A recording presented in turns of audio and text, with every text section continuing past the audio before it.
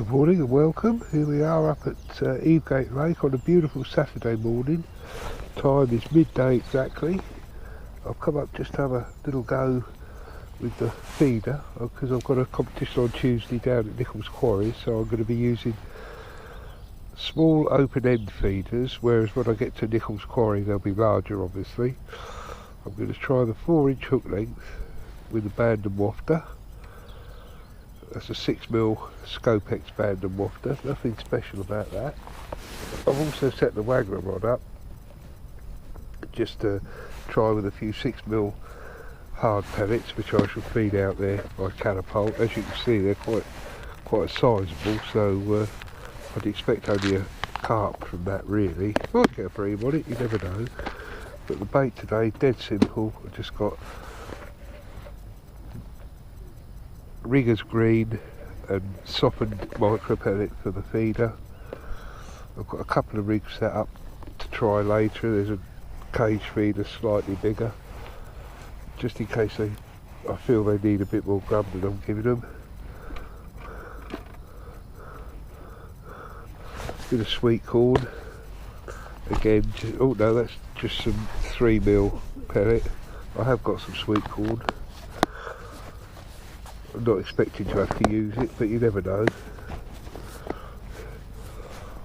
I've come to peg 16 because it's very reliable. Got the 2 band and wafters, got the Power Scopex and the Banoffee. Caught on both of those. I've also got a selection of Fujuki. They're you can hook them straight onto the hook. They're quite good, they are. They do break down a little bit quicker than the other ones, but they're fine. And where we'll be fishing, I'll be fishing out to the island, into the little gap there with the feeder, and I shall feed the pellet to those reeds, not too close, but as close as I dare, and we'll see how we get on.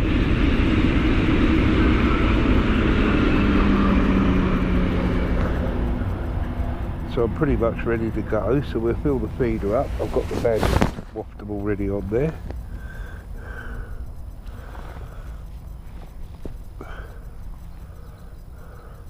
I won't be trying to hide the wafter in the feeder this time because it's not a hybrid feeder. So all this is simply is just how you'd have it on a normal situation. That little clip just kicks it out a little bit from the line to stop me getting many tangles, so hopefully we won't get any tangles. You should be able to see the splash.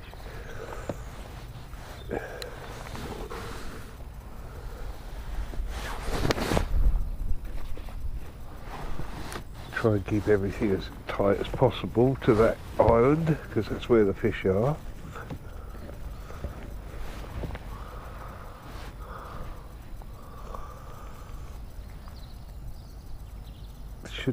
Should be pretty quick on getting an indication or two.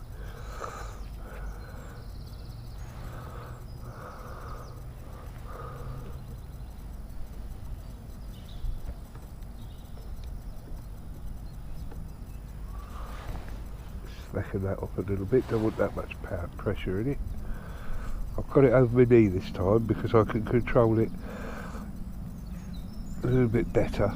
Having a cast like I am clipped up, sometimes I won't have enough line to get it back to the rod rest without moving the feeder, which is not what I want to do because, as you know, up here you do tend to get leaf mould on your hook and you don't want that. It's a disastrous way of not getting bites. It's an absolutely glorious day. I haven't got my Wellingtons on, no mud. Temperature's reading 16 degrees, which is glorious.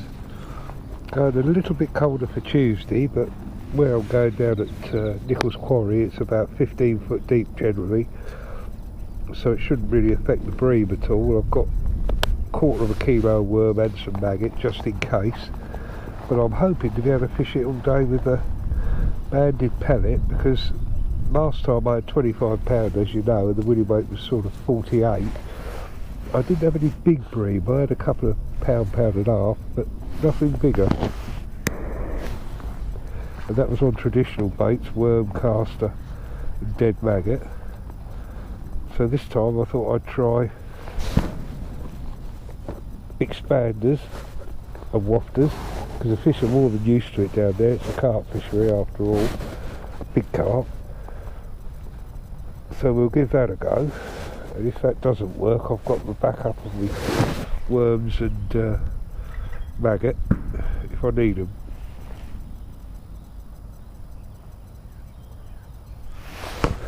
But as I say, I'll be using a feeder approximately 3 times the size of the one I've got on here. I should be packing the bait hard so that because it's got 15 foot of water to get through before it gets down to the fish.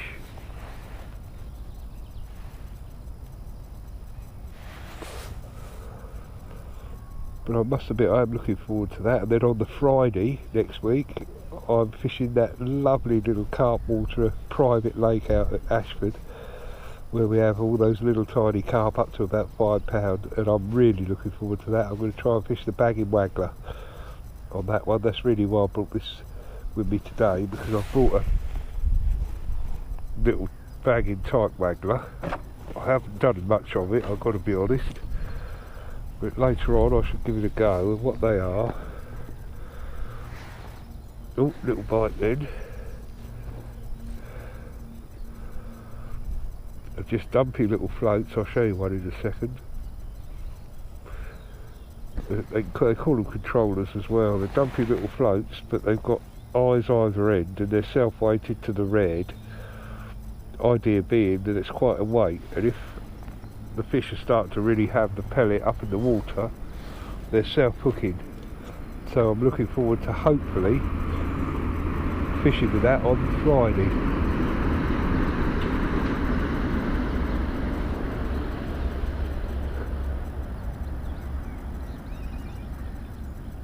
I can't believe there's only 3 people on the lake.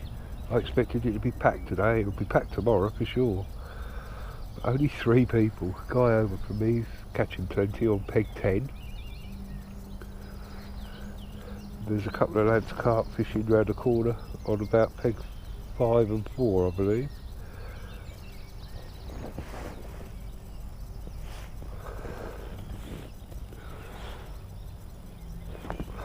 But we won't leave these out too long today, because I have a feeling here if you don't get a bite in the first couple of 3 minutes, you're probably wasting your time. So we'll just keep popping it out there every 2 or 3 minutes. It doesn't hold a lot of bait. Haven't got any muck on the hook, which is great. Just fill it back up again. It'll take a second, and we're ready to go out again.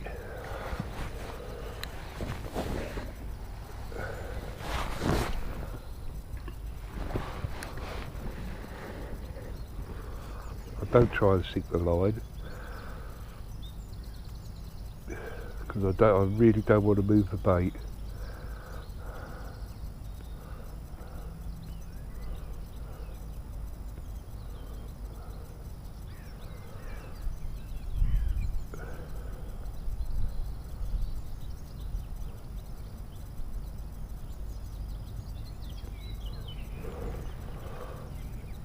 Grab the catapult, and then I'll start feeding some 6 mils out towards those reeds.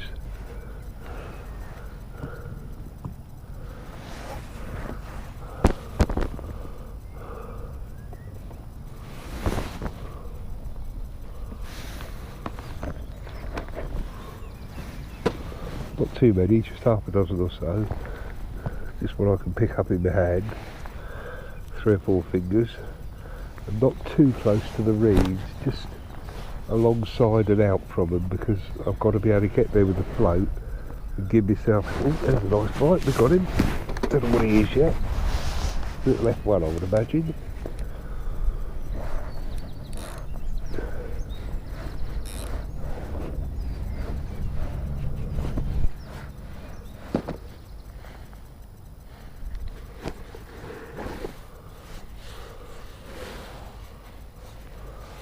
See how long that was out there? Probably what, a minute just?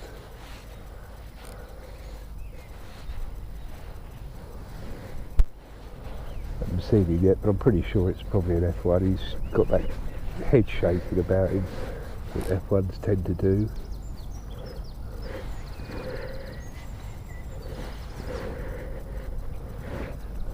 Spirited little fish though, giving me a good scrap.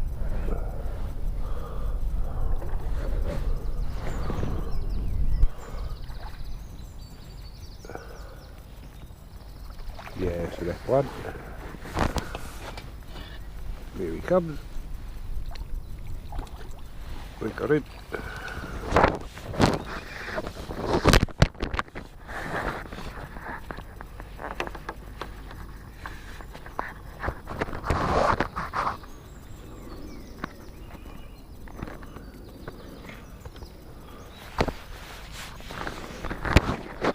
Microphone's come off, put that back on.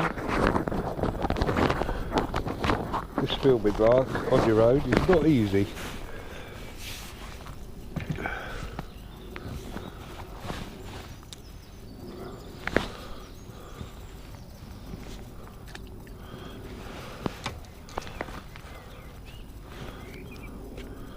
Left one hybrid, cross between a goldfish and a proper carp. Good little scrappers. Put him back, none the worse for wear. There he goes.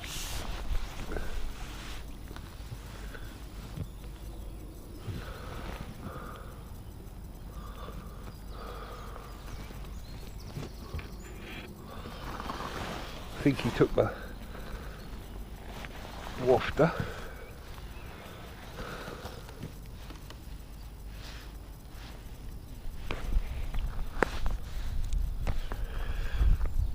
Yes, he did, so we'll put another wafter on. Oh, in fact, what I'll do is we'll try one of the Fujuki soft pellets while I've got nothing on there. We'll put a pink one on and see what happens.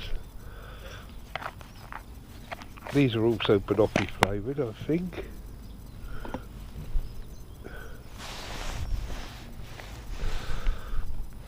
But with these, you just, I've got a size 12 hook. All you do is you just put the hook through them. You can band them as well. Like so, roll it round the hook so that the point comes out. Push it up the back of the hook a little bit. There she is, no need for a band. See what I think of that. Got a little bead on there just to keep everything nice and neat. Put some ground bait in.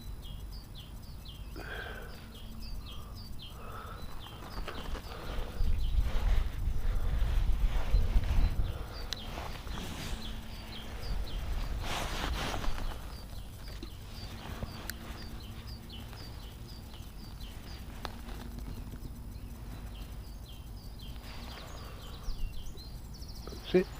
Right, I'll put a few pellets out as well while I'm waiting for the next bite.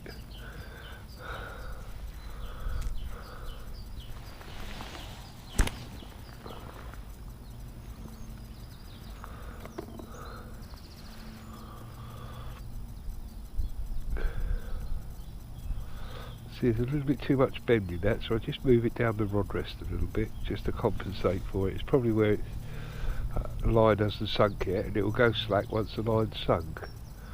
But I don't want to move the feeder because we don't want to get any of that flotsam on the hook.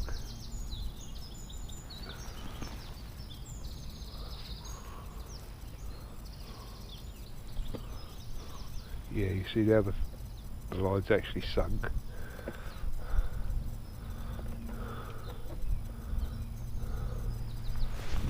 Sprung back properly.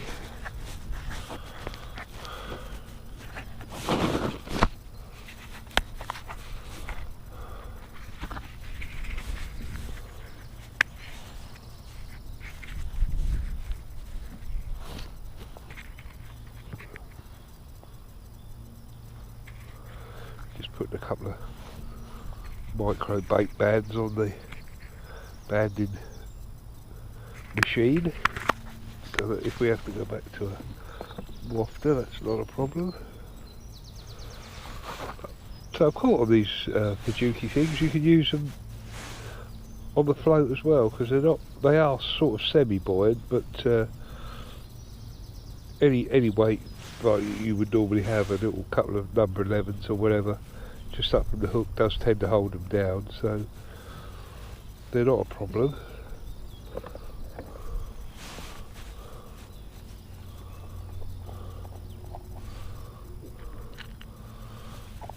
But we're only giving a maximum of 5 minutes, because I just think here, if you don't get a bite, there's a little knock then. If you don't get the indications or anything in 5, there we go. Ooh, that might have been a liner, because it come back very quickly.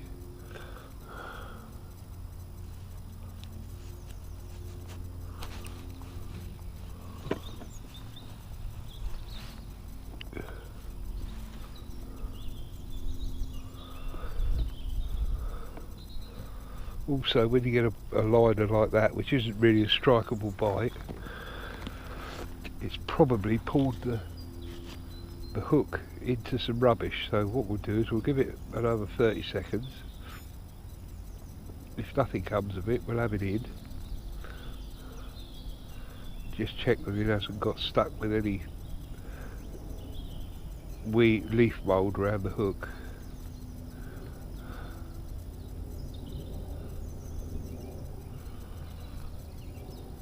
So that when the proper bites, they just keep going. They don't do that hard pull them back instantly. That's usually a sign of a liner. I'll just put a few more 6mm out by the reeds, and then we'll have a look, see if we've got any rubbish around the hook.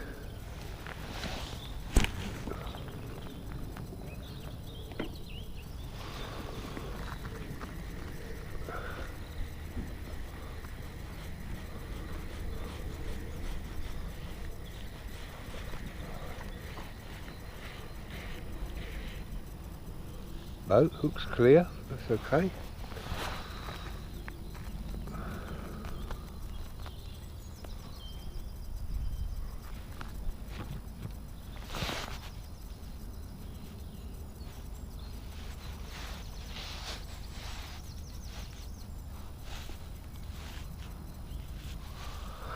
It's really lovely to have a bit of sunshine on your back now. It makes it so joyous.